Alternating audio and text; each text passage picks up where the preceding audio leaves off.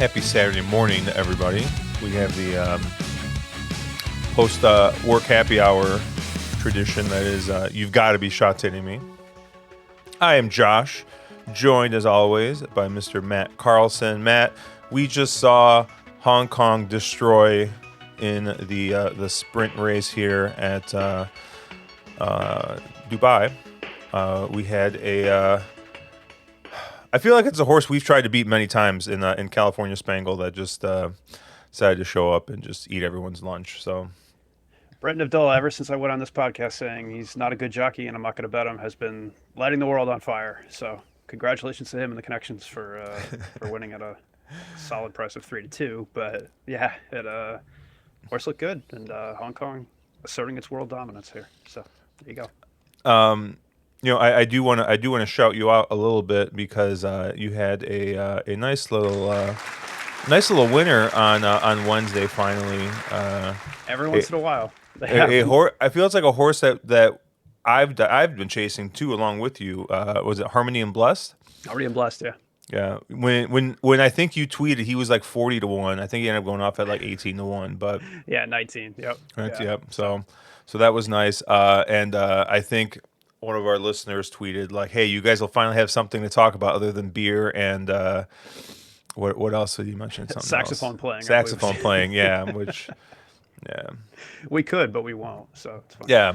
Well, I mean, it's a Saturday morning podcast, so we'll talk about something else. There's actually another topic I wanted to bring up, which is coffee.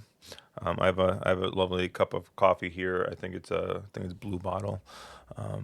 We have a couple coffee subscriptions going, but I saw an interesting post on a subreddit this morning for Chicago suburbs, and they're like, "Hey, like there are no good where are all the coffee shops? Like there are no good coffee shops, if not including Starbucks and like Dunkin' and like whatever other like chain stuff that you might have out east.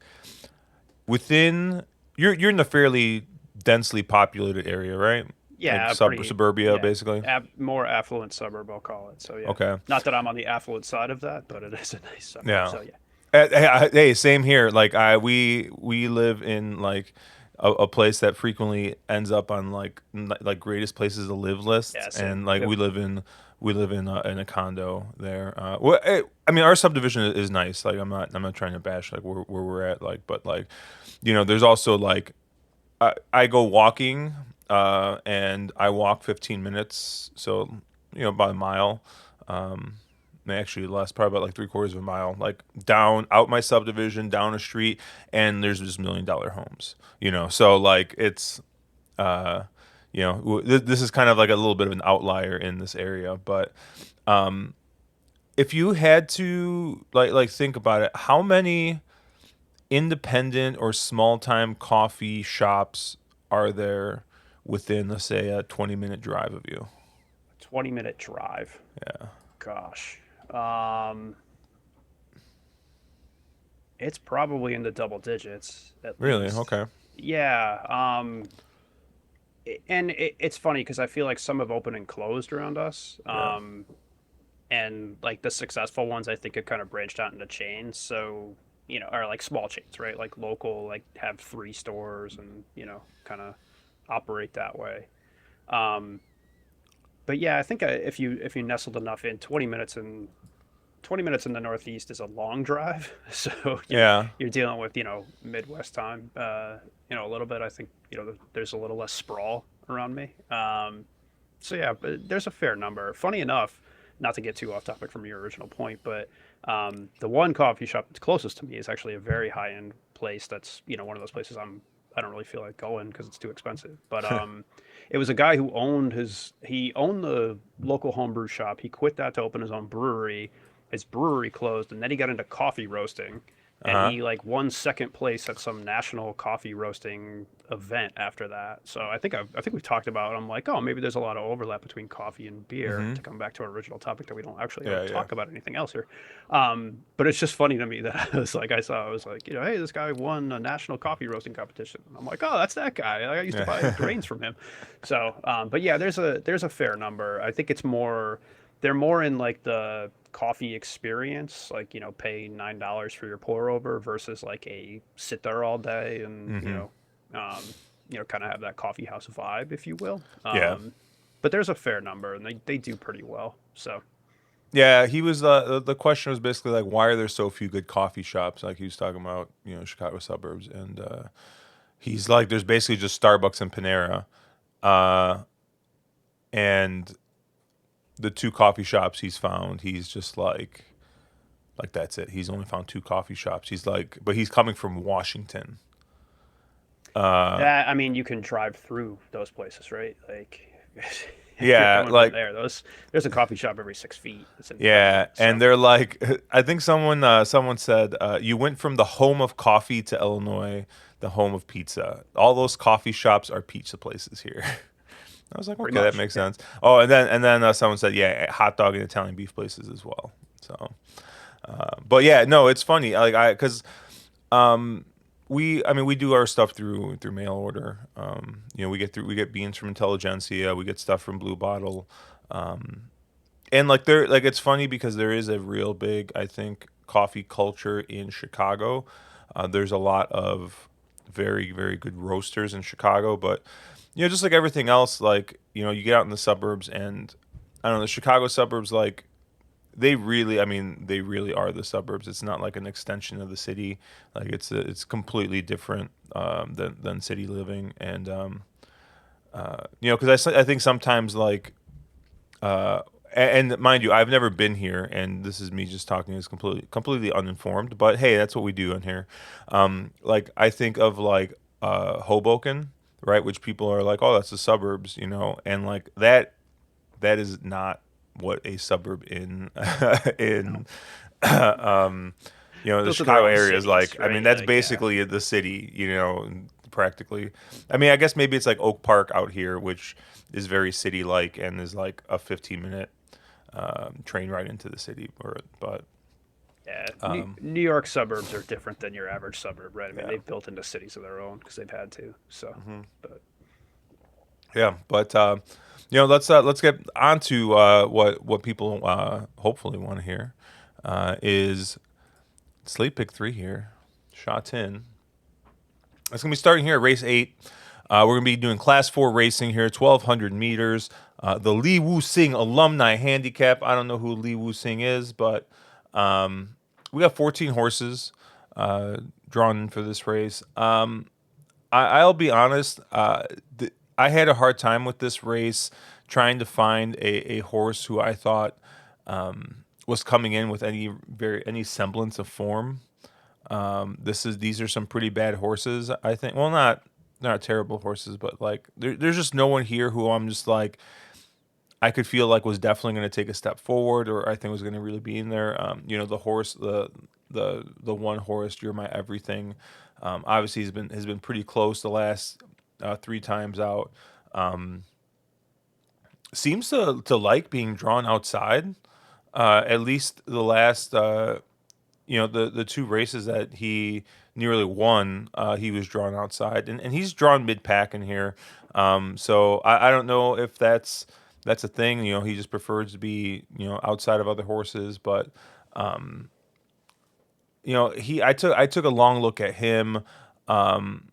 I think of the horses that have starts, the one I was most interested in was the 10C Sapphire, but he went wire to wire last time out, but he was drawn on the rail, and now he's drawn in the 9 post.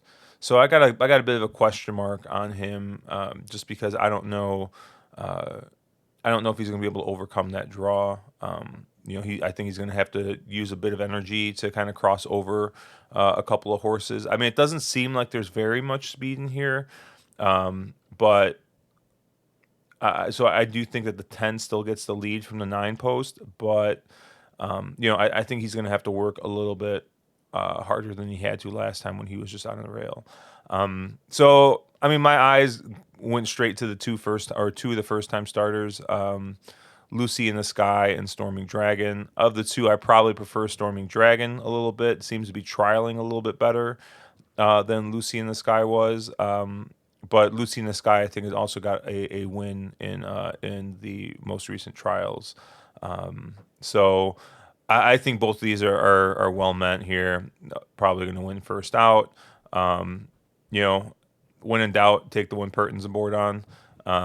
But yeah, I don't know. I think this is kind of boring. I land on 5-6, and then I might toss a 10 in as the horse with races. I'll try and maybe get a little bit of a price on. But I have to imagine that these two first time starters are going to get bet down pretty hard. But I don't know. How did you see it, Matt? Yeah, pretty similar.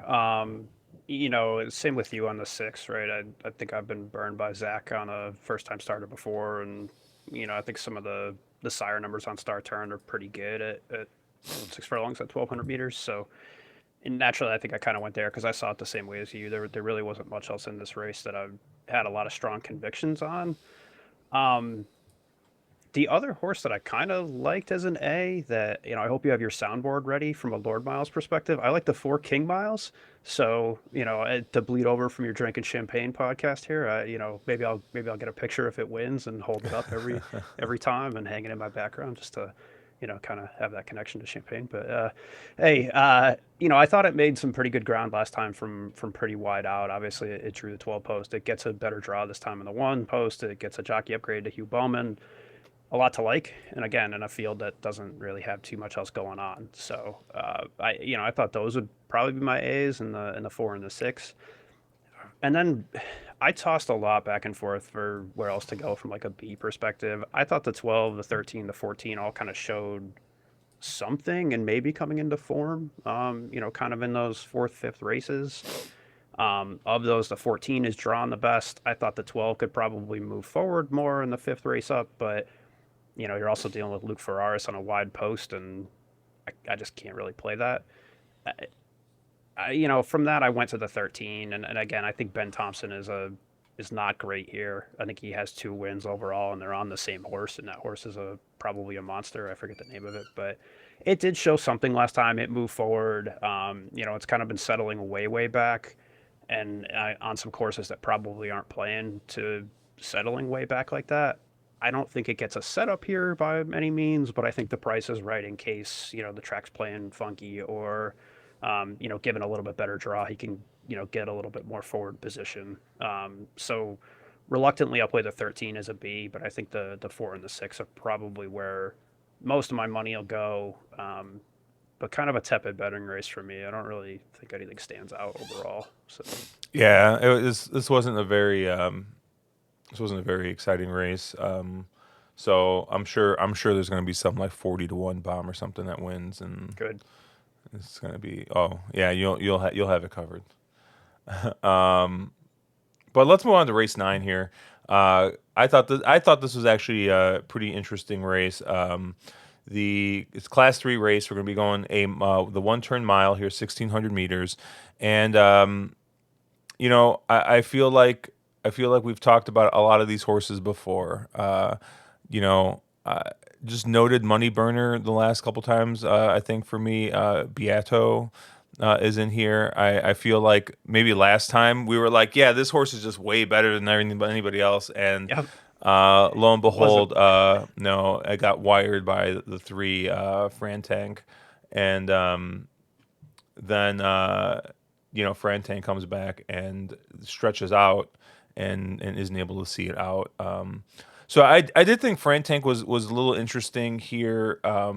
Once again, coming back, shortening up, does have the speed to lead going the mile, and is drawn much better than he was last time. Last time I was on the 13 post. Now I was in the 4 post.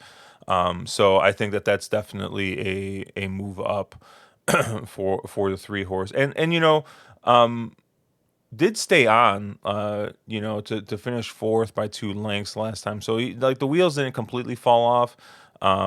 So gets the weight break here. It's going to be at 124, and is going to be drawn more inside. So I mean, not a weight break from last time, but they got the bug back aboard, and they seem to find success last time when these two connections hooked up. So I thought he was interesting. I only have him as a B. I just hate my life though, and I have a Beato as an A. Um, and uh, kind of talking about a horse, I think similar. Something that you've talked about before. You see these horses that just start ascending rapidly through through classes. I mean, if you want to talk about rapid ascent, like check out this 13 horse, who 5 back was carrying 119 pounds in class 4 and is now in class 3. So it was basically bottom of the barrel in class 4, and has just since then rattled off a second, a first, a second, a first. Obviously, coming up is going to be coming up against better horses here, but I do think that there's something to be said about form, and this is a horse that has just had a propensity to just win. It doesn't matter where this horse has been drawn. This horse has been drawn inside, has been drawn in the middle, has been drawn on the outside, and has seemed to win. And now you get the low weight or low weight. I mean, 121. Low weight, I think, is 120. You get Karis Teeton aboard, who's a very competent jock out there in Hong Kong, and you get a good draw. You're drawn in the 3 post for a horse that wants to have that tracking trip. Wants to sit second, just off the leader, and I think that he's going to get a nice trip. I think that he's got a low weight. He's got a good jock, and he might be able to go ahead and keep moving up, and keep going up the class ladder here. So I'm interested to see what price you get on this 13. Um, you know, uh, it's tough to ignore that type of form, and I do feel like even with the jump in class, people, I feel like these horses still get bet. So I'm probably expecting like 7-2, 4-1, 5-1, somewhere in that range. Probably like your second, third, fourth choice. But I don't know. I really do I really do like the 13 in the spot. Yeah, a lot of the same reasons I like the 13, right? I mean, I think you've mentioned it, right? We talked about it a lot. Horses here, they're always regressing to their level, right? They're always finding what their right weight and class is. And anytime you see a horse kind of on a rise that hasn't found that level yet, they're racing at an advantage just because, its ability wise is supposed to be higher than it can move up in ratings. So, I do think the 13 is going to be very short, unfortunately. I think it's going to take a lot of money, and I think it's probably the most likely winner here for all the reasons you said. So, with that, I think I'm going to probably try and not get around it because I think I'm going to use it as an A just like you did. But the horse that really interested me was the 9 Silver Up. And I think I've played this horse before without much success, but it's been making up ground on some pretty forward tracks. And I think just on a pure like I make figures, but on my pure figures perspective, right? It definitely has fit. Its races all look good enough to be competitive slash win this. And I think we talked a little bit about before too. Around that fourth or fifth race is when you expect horses to kind of move forward and make that move, right? If for no other reason than they finally get a good draw, they finally find their level, etc. So to me, the 9 fits there for sure. I think it's probably due to break through. And that's kind of where I'll be going is the 9 and the 13 as A's. Um, on the 8 Vieto, I'm gonna play it for the only reason that if I don't play it this time, it's gonna win, and I'll feel stupid. It's just one of those things where I'm like, okay, if you back it last time, and now you're getting a much better price, give it another shot. I don't really want to play it though, but if I hop off now, I'd feel stupid, so I'm gonna play it anyway. And then the only other horse that I think I'm not sure what to do with is the 5 Flagship Warrior. Um, the races like 3, 4, 5 back all look amazing, right? And for whatever reason, they cut it to 7 furlongs instead of running the full mile, and those races have looked pretty bad. And so I'm not sure if this horse is way off form, having raced only twice in the past 2 months, or if something else is going on. But I guess I'm Depending on the price, I'd be willing to try and find out. Obviously, it gets a horrific draw on the 14 post. Obviously, I have a bad habit of betting Ellis Wong just because I'm like, oh, look, he's getting 10 pounds. That weight's going to matter a ton. And probably, my own figs overestimate that. So maybe it's not as good as I think it is. But yeah, I mean, I guess I'm willing to pay to find out. Getting back to, I think the distance that the horse actually wants to run in the 5, but 9 and the 13, I think will be my stronger A's, and the B's will be pretty reluctant, just like in race 1 or leg 1 here. Yeah, the only other horse in this race that I was a little bit interested in was this 11 horse, Kai Ying Superb. And these horses, they always stick out to me a little bit, right? These are horses that first time start in Hong Kong. This is the horse coming in off some very nice form. Broke his maiden and, ran second, third, and then won another 7 furlong race. Comes over here and trials, and his last barrier trial, he won. He won. I mean, it was under urging, but he won by I think like 3/4 of a length or a length in the latest trial. So, sometimes these horses come over and they have some issues with the trials or getting acclimated to the barn area and all this other stuff. But it seems like this horse has come over and is ready to run. I'm not sure what he was beating in New Zealand compared to these horses, but I think it's one to maybe pay attention to, take a look at, and if you're playing Quinellas and tries, maybe one that you include and see if see if he runs decent here his first time.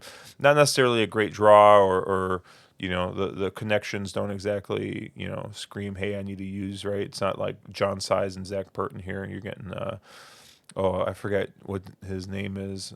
You get Chadwick aboard here, and Mo. What's Mo's first name? I know Matthew Chadwick. Yeah, Dylan Matthew Mo? Chadwick. Is it Dylan I Mo? forget. I don't remember. Probably not. I don't know. It's early. The Yeah, coffee hasn't hit yet. So yeah, but yeah, I'm not. I I thought it's interesting to see a horse come over here, having won a trial here at Hong Kong. So sometimes that just means they're ready to fire, but I don't know. We'll see. But let's get to the last race here. The morning side. Cheers with a little coffee. Uh, Class 3 racing. We are going to be going 1,200 meters, 6 furlong trip here. And I think all the money is going to be coming in on this one. Gorgeous win. Coming in here, hasn't missed the trifecta in the last 5 starts. The last 4 starts with Zach aboard, and has just progressively gotten heavier, heavier, heavier, and still keeps on showing up. But now we're finally. I mean, we're at 135. So 135. The last 2 times has gotten a very favorable draw.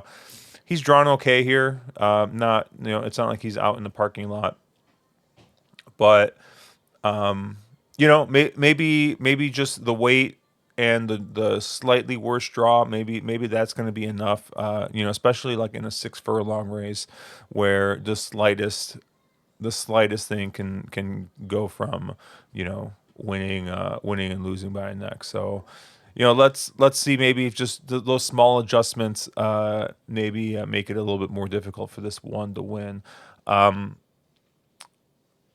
I landed on 2 horses here. The 3 Turin Star Spangled. This is another one that is first time here in Hong Kong, but a little different, I think, than the last horse from New Zealand that I was talking about, where the horse broke its maiden and then basically won in like a claiming or allowance race, and then has got chipped over here. This horse broke its maiden, and then they immediately put him into Group Twos, and ran okay-ish. Finished mid-pack in the first Grade 2 or Group 2, then finished 8 out of 9. Then they kind of dropped down in class a little bit to a Group 3, and finishes second by a neck. So okay, maybe there's something here, and if this is a horse that was competing at a group level in Ireland, I think he's going to fit in very well here at Sha Tin. I guess the only real concern I kind of have is, Ireland tends to breed more for stayers and, distance versus sprints. And so maybe this is just to get some fitness back into the horse, after being off for, 8 months. But horses coming in off of, in decent form. I know, like I said, he's shipping over, but it seems like the horse has some talent. And we're going from 2 to 3 here, so you can always see that. That's always where you kind of see a bit of a step forward in horses, or sometimes you don't. Now, obviously, he got 4 trials here. In his last trial, he kind of sat midfield and finished fifth, so finished basically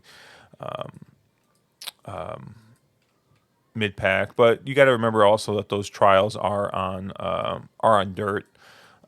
So you know, obviously these horses are bred to run on the green stuff. So really, what stuck out to me is the fact that Hugh Bowman gets aboard here. So it makes me think that he's well meant in this spot.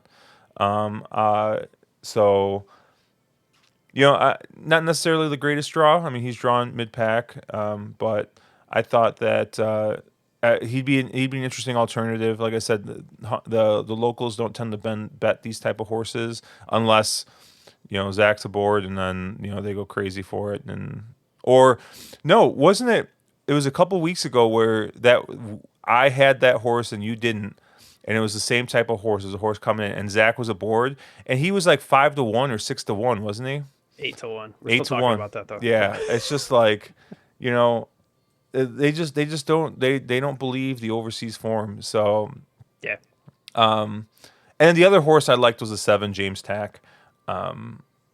This this kind of seems to be a horse that has got. I mean, if you look, it looks like he's got that every other form cycle, where he kind of runs a race and then maybe just runs slightly off, and he stepped up in class last time, and shortened up and finished second, by a neck. So it's not like he necessarily ran bad. It's coming back here, same weight. It's got the same jock with the 2 pound weight break. Is stretching back out to 1200, where he's run well. He's run well at 5 and 6. So I just thought that this was a good alternative to the favorite. On Speed Pro, I believe. Sorry, I'm just pulling it back up. I believe on Speed Pro, they have the 7.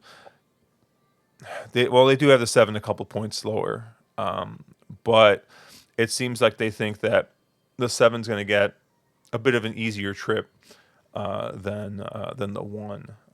It's Speed Pro's top pick, I think, in this. But I thought the 7 made a bit of sense because it gets the rail draw. The horse has done well with that inside draw, and yeah, I just think that this is a great alternative to that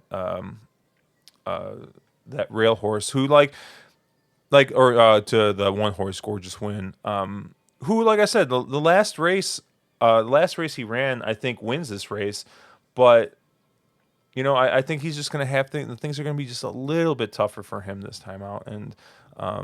And if he runs what he ran 2-3 back, well, now that brings other horses back into the conversation. So yeah, I'm against the 1. I'm on the 3 and the 7 here. Matt, where do you land? Yeah, I'm with you. I'm still going to use the 1. I think, you know, Zach is going to take all the money, and I also think, we've kind of seen it over the past, especially last weekend. I think I hit the middle pick 3, with not some terrible prices. I think every horse is at least 5-2. But I think it paid like $30 for a dollar or something like that. Yeah. And you kind of see it here, right? Favorites get really really slammed, especially in the pick 3. And I think to make that thing pay, you have to be okay with tossing a winner and just saying, hey, if I don't hit that $30 pick three, so be it. Unless you have really, really strong convictions. But to me, part of playing Hong Kong, the joy of it, right, is that all of these horses are, theoretically bunched up, right? All these horses theoretically are have an equal chance to win if you have, weight, draw, and everything kind of normalized. That's Yeah. not the case, but you get what I'm saying, right? These horses should be closer in ability than most domestic races. So it's hard for me to say, hey, I have strong convictions. I'm going to slam, three horses back to back and play an ice cold pick three. Much as other people, I think, do that. So, I do think the one probably has this field, right? It's just shown too much ability, and I think Zach could win by 3 lengths. And great, if you get a price in the other 2 legs, maybe it still pays. But even with some heavy favorites like that, I think people key it enough to make it not worth your while. Um, Yeah, it's you like know, it's a Linda Rice problem, right? Like that, it, like that doesn't happen. It doesn't happen here, right? Like you can't go and take these horses from from like what Linda does. Basically, goes to Kentucky, takes these claiming horses and brings them over to New York, where the claiming horses aren't as good. I mean, yeah, that's just the truth. Like, Kentucky's just got a much better stock of like average horses, we'll say, right? Like the average horse in Kentucky, I think, is better than the average horse in New York. Where it's, I think, a little different is in the high end, especially where it comes to turf racing.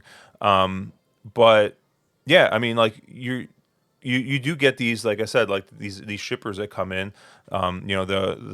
The people, the trainers are always looking overseas to try and find the next horse to bring in. But yeah, like you don't, right? Like you have, because you have the classes.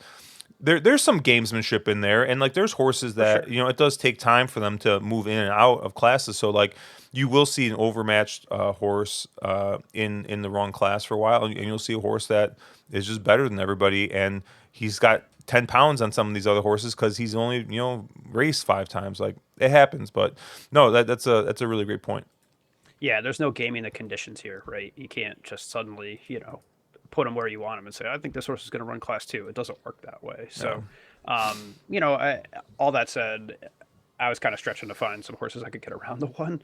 Hmm. Um, and I'll go back to what I said exactly last race. My guilty pleasure is betting a bug jock on a horse that looks off form. So I like the 8, Kahlo Angel, right? Hmm. The last 2 races have been pretty poor efforts, but obviously it was doing something a little bit different. It was, 2 starts back on New Year's Day. It was going 7 furlongs. It's cut back to 6 now, which I think it should like better.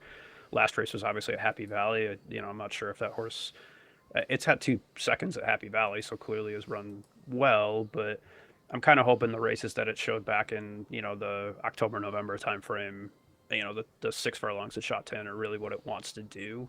And so if that is the case, then I think just purely from a competitive standpoint, the horse can show something, right? And if it's soft form, then okay, I end up looking stupid. But I'm always a sucker for back class a little bit, and I think back class plus bug jock is my cup of tea for better or worse. So usually worse, unfortunately. So Hmm. so I do like the 8 a fair bit, Kahalo Angel. The only other horse that was interesting to me, I think I wanted to give the 9 another chance, Stellar Swift. Took actually pretty decent support for a first time starter last out. You mentioned kind of you see these firsters, they usually don't take much money. It went off at 4.7, which is for a firster here probably about as low as you'd get. I mean, unless there's something that, really is ticking the needle on trials and things like that.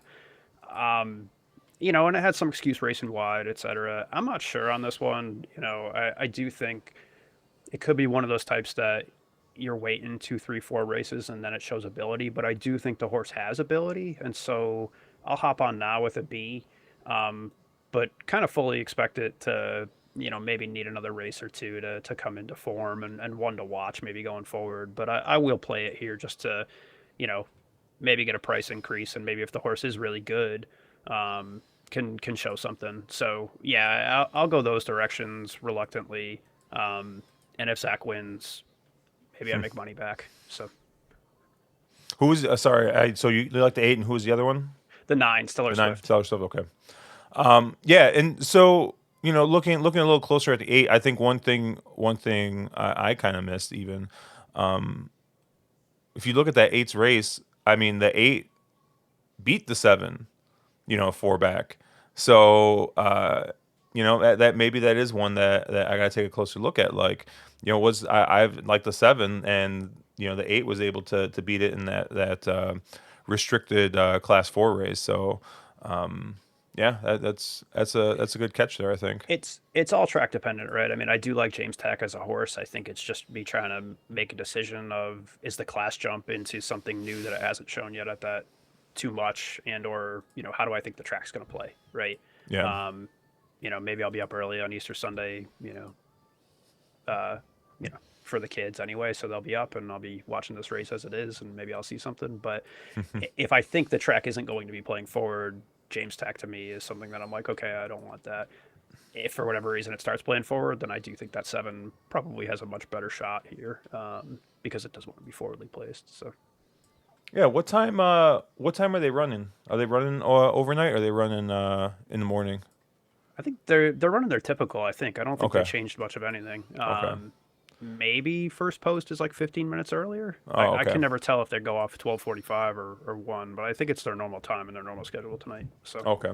whatever normal is, right? I mean, we say normal and then 3/4 of them aren't normal. So Yeah, I know. Like we were talking about it, and we're like, yeah, like they always run. Or I forgot who was asking. Maybe it was Capone was asking. He's like, wait, they're running that. And it's like, yeah, they run this way like once a month. once a And month they run Fridays instead of Saturdays, which is yeah, on the podcast. But then the next day he was like, "Where's Hong Kong? Where did it go?" And I'm like, we did a live stream. Where were you? oh man, awesome. Well, cool. That's going to do it for us. Obviously, you can check us out at ontherwronglead.com, at wrong_lead. I'm at Cherry Drank. Matt will have his picks up on Twitter at Slow and Steadied. Hopefully, we get another 18-1 home tonight. Have a good weekend, guys. Happy Easter.